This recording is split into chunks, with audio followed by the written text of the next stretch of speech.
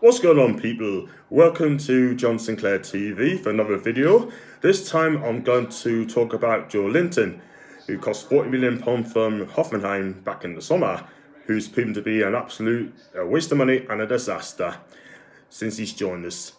And this is the player Rafa Benitez did not want.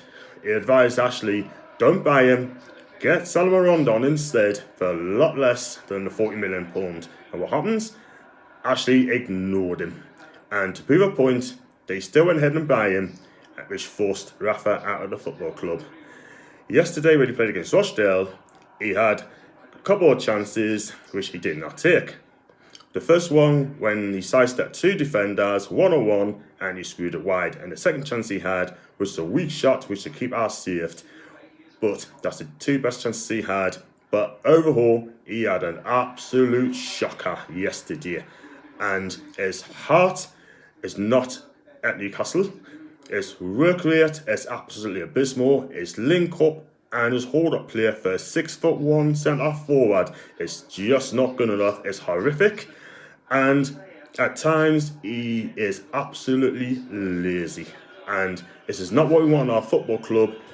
And we need players that's going to work hard every single week. Once the fans sings you're not fit to wear the shirt, I'm sorry to say this, but you're done here. Your time is basically up. But under Ashley, at this football club, they don't seem to care. Steve Bruce is going to carry on picking him regardlessly, so he can bring the best out of him, but try to get the best out of him. But how much longer do we have to wait to see the real Joelinton start performing?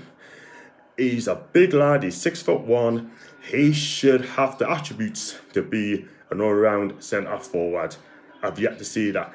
And another thing is, where does he play? Where's his position? Does he play on the left side? Does he play as number 10? Is he a centre forward? I just don't know. I really don't. But one thing I do know, when he was at Hoffenheim, he played in a front three on the left-hand side, and I think that might be his best position there.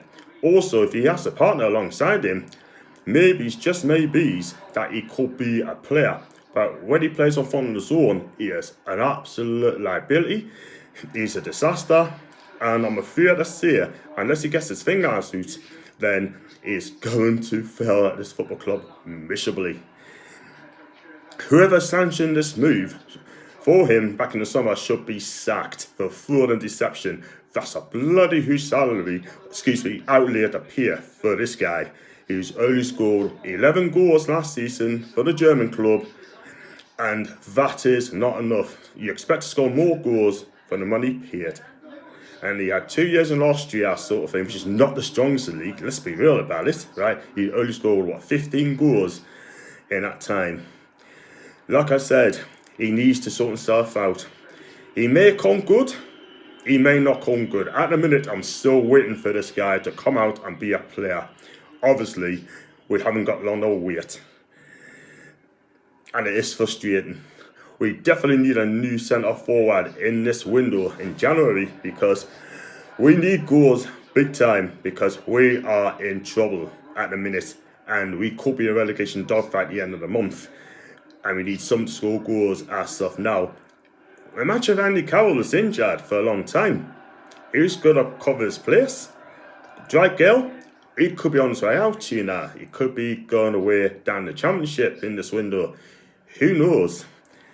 And this is Mike Ashley for you, some afraid. I mean, he doesn't care. He really doesn't care, as long as he finished 17th in the league every season. But we as fans deserve better than this. Really do. I've been criticised for saying that he's not worth the £40 million. And I was told on social media that's because of lack of service. Well, yesterday, he had plenty of those yesterday. And guess what? He failed big time. Seriously. This guy has totally lost it here at Newcastle. And like I said, he needs to be dropped now. He needs to be dropped, take it out of the firing line, and play a Carroll or Gale up front.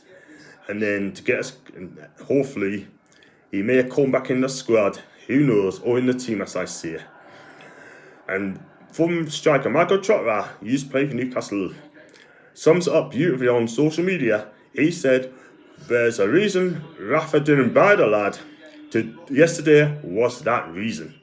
He is possibly the worst number 9 ever in the club's history. Do you know what? He's not wrong there. He's not wrong. So big up to Michael Chotwa for saying that. And Ashley has to realise this has not been a successful signing. Not by a long way. Anyway, do you agree on my opinion on Joelinton?